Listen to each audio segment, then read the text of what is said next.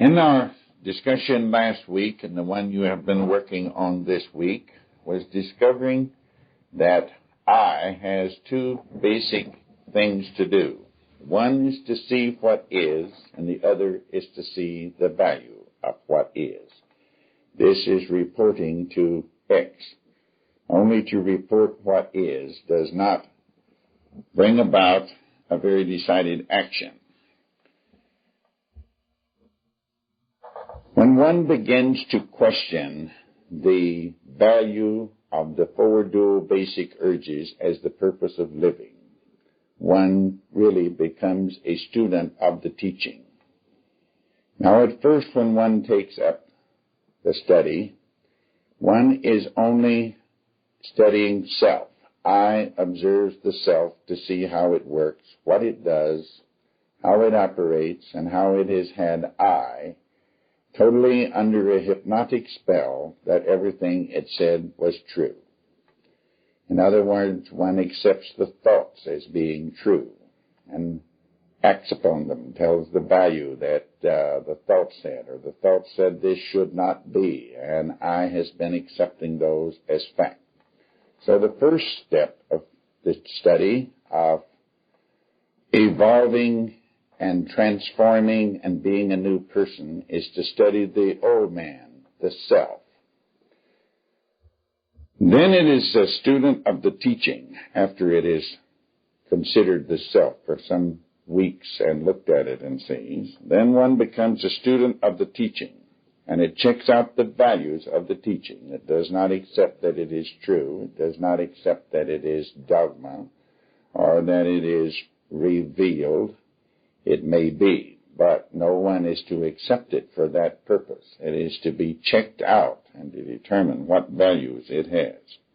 And this value is to be determined by experimentation, with seeing the self, events, other people, and relationships, and various what is situations in the light of the teaching. Now, the teaching is not an authoritative system. It is based on scientific principles that one takes an aspect of the teaching as a hypothesis only, and then experiments with it. And possibly the best way to experiment with is to try to disprove it, not prove it. Experiment with it in any way that one can see to experiment with it, and find out for self if the teaching is a light. And all this, one becomes a student of living, a student of man. And he begins to have a true knowledge, a true knowing. He has experimented for himself. One of the great teachings says a man who heard the words and did not act upon them was likened unto a foolish man who built his house on a rock. He said, oh, those are wonderful. And he built his house on sand. A foolish man was likened to a foolish man who built his house on sand. He heard the words, did not act upon them, did not experiment with them, and when the first challenge came along, his house fell down. But that a man who heard these words of the teaching and acted upon them, experimented with them, found out for himself, built his house on a firm foundation, on rock, and that no matter what happened, the house would stand because it had a firm foundation. So our start today is to experiment to see what the teaching has to say and to begin to value it. In other words, I is beginning to build a body.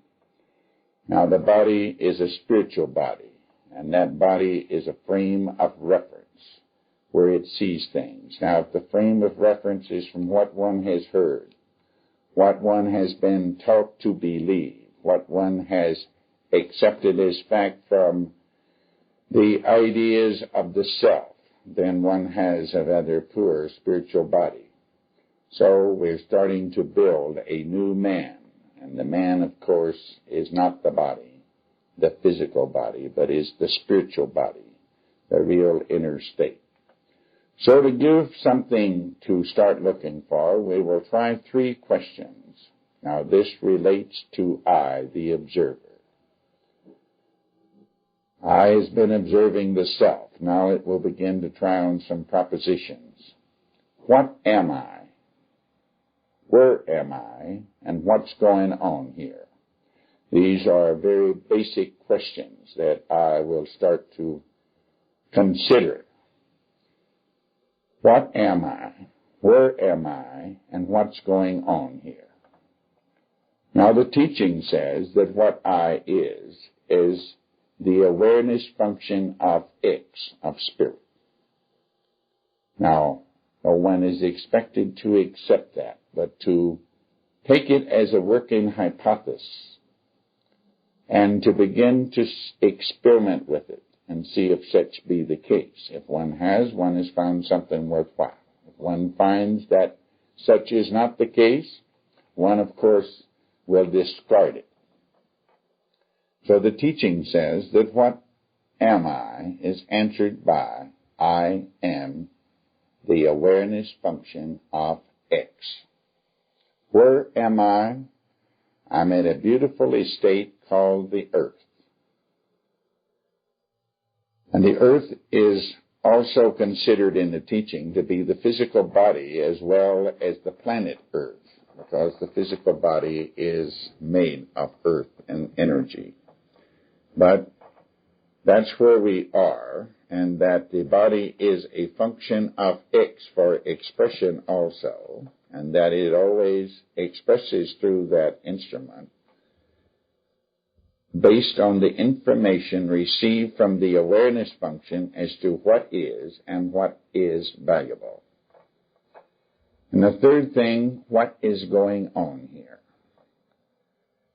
The teaching says there is a great many games going on here that allows one to exercise what one is and to further discover where one is, and to be more conscious that without the games, which are a form of teaching, the teaching of life, the teaching that is never away from us, the one that is constantly in contact, that is teaching the awareness function of X, everything that it needs to know.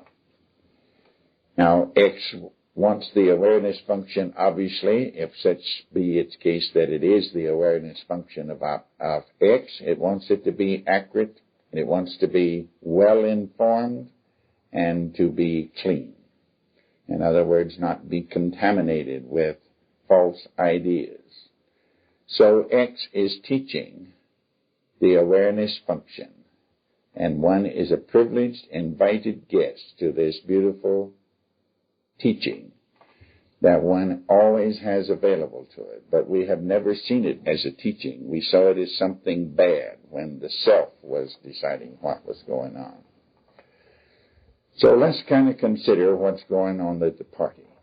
One arrived at the party practically asleep and was quickly met by some of the other guests who suggested that the whole purpose of this party was to be non-disturbed, and that one should gain lots of attention and lots of approval and lots of pleasures and comforts, and that one should control all the other guests one could.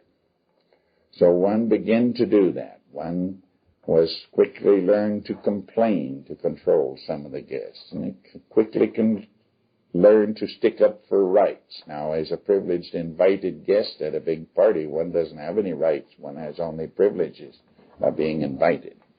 But nevertheless, one decided that to stick up for rights was necessary, because maybe this wasn't a party. Maybe it was a dog-eat-dog trip.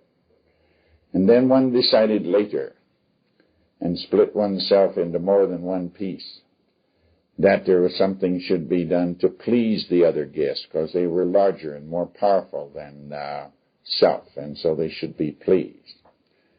And then there was a lot of people who said that if you will believe and do what we tell you to do, you will be non-disturbed at this party, and that there is another party beyond this one, and if you don't do what we tell you, you will be in a horrible shape there, And if you do what we tell you, oh, you will be something very, very wonderful. Now, they acted as though they knew all about it, but they only know about what little they know is about this party, and they may be in many illusions there. No doubt there are other worlds. We came from the uterine world to this world. We died to the uterine world and found ourselves born in the earth world at this big party. If we ever leave this party, no doubt we'll find another world. But we didn't have any preparation for this one except to report to X. And X always did the thing we reported, and we've survived so far. So possibly it's quite all right. And then we thought that it was necessary to put on a different front and to put on a show for the other guests, and that we would thereby impress them. And we never thought about the host. We only thought about the other guests. And then, of course, we began to blame the other guests because of the many difficulties we might have experienced. We also began to see that there was many activities going on. We never thought of these as games, like the games of traffic and the games of business and the games of associations, the games of relationship. We saw them as something which we had to succeed in, which we had rights in. We didn't see them as games, as a teaching method that would give us awareness. Now as we're looking at them, let's begin to see that they are teaching methods. Traffic, one is learning to be aware and report to X that this is the situation, that everything has a value.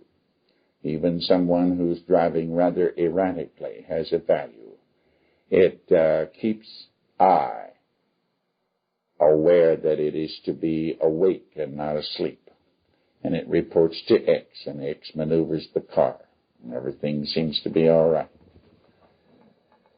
One saw it as what ought to be, that other person ought not to be driving erratically. He should stay totally out of the way, and I have all this traffic by myself. I have the whole roadway to me, and everybody is obeying what I think.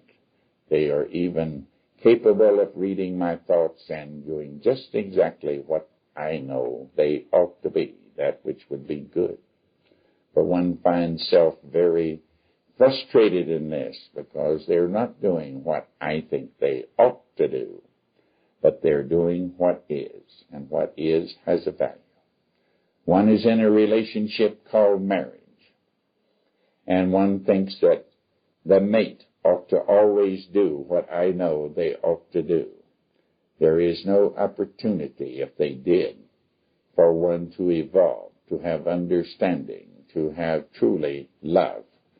It would only be that they were a convenience, a means of providing pleasure and comfort to me. So the fact that they have their own ways of doing things, they have their own taste, they go to sleep and are totally inconsiderate, and also is an excellent device, a teaching device, provided by an intelligence of untold quality to provide the awareness and opportunity to be really a capable reporter to X, for the awareness to develop a state of being wherein it is aware and is not asleep, is not caught by all the suggestions. In this big game, there is constantly people who give advice, suggestions, suggest that they know all about the future. They know what will happen if one does this and does not do that.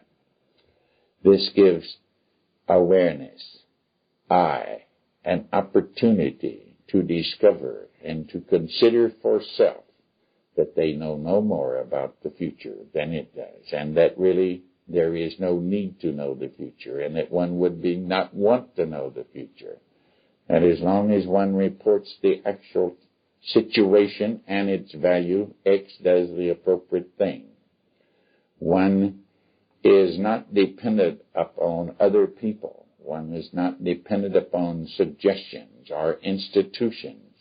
One is the function of infinite intelligence that always does the appropriate thing for the information it receives.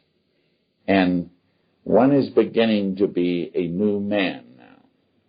Now, another favorite thing going on at the party is judging the guest list. One sees someone who isn't doing what one wants to be non-disturbed, and so one says that person is bad. This person is evil. They're uncouth. One begins the judging trip.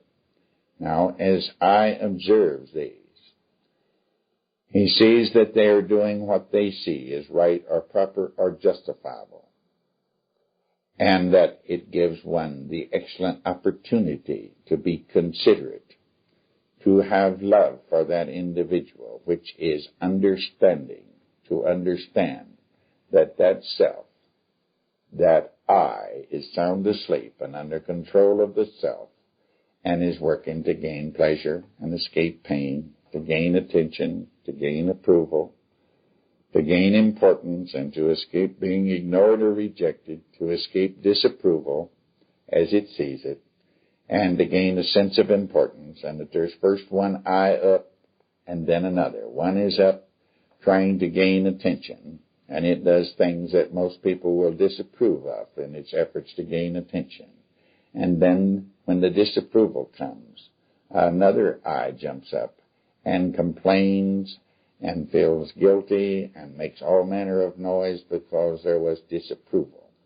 As one observes this, one understands the situation that all the other guests are in, and one recognizes that the host invited all the guests because they're interesting and that all of them are at school and that all of them are being given every opportunity to develop awareness, to have I take its rightful place and throw out the usurpers of the self, which has brought about an old set of values based upon the senses as being the ultimate to serve. So as I observe this, I sees that while it was conditioned and arrived on the planet Earth, that it served mammon, which is the senses, the urge to have the four dual basic urges. And now it is seeing that its whole purpose is not to serve mammon, but to serve X, spirit, infinite intelligence. That's why it's referred to as X. Nothing could describe it. So X is only the symbol of infinite intelligence that always knows the appropriate thing to do and does the appropriate thing for the information received as to what is and the value of what is. One is beginning to turn about from serving mammon to serving spirit. And one cannot serve both at the same time. Now, in beginning to observe the self, which we have been doing for several weeks and which we will continue to do, we recognize that all the attributes of the self are intent upon serving the four dual basic urges, which is referred to as mammon, and that all of this is in darkness, and that the awareness has been caught in it, has been conditioned in it. It's the story of the parable of the prodigal son who went down into Egypt. He took his inheritance, his ability to be aware, which is the greatest riches one could know, is an invitation to the party. And he went down into Egypt, which is the symbol for darkness, or conditioning, or serving the senses, or for mammon. And he went down and served mammon, and he wound up in a hog pen. He had wasted all his substance. Every one of us, as the prodigal son, we've all went down and served mammon, trying to gain the four dual basic urges. And we've wasted our substance, and we found ourselves in a state of considerable misery, or we wouldn't be listening to the teachings. As long as the mammon is providing even the hope of pleasure and comfort, attention, approval, one doesn't question that purpose of living. But when one has eaten quite freely of it and still finds that one is somewhat miserable, one discovers one is in the hog pen, wishing they could have even the husk left over from what the hogs eat. And then it says the young man arose. He awoke and said to himself, what am I doing here? I will arise and go serve my father as a servant. He even saw that at the moment he could not be called a son or a privileged invited guest, but he would go be a servant. So the first act of the servant is to be aware of the Egyptians, the four dual basic urges, and the other ideals of what ought to be. People ought to do what I want them to when I complain. They ought to do what I want when I stick up for my rights, and when I blame, and when I please, and when I believe and do as I'm told by authority, and when I put on a front. So he arose, and it says he started toward home. We all have started when we begin the study of the self. And now we're starting to study what is the estate, what's about. And it says that the young man's father saw him when he was a long way off and came to meet him. We will find the same situation as we begin to do it. We will find untold assistance. These sometimes are called intuition. They sometimes are called a sudden hunch.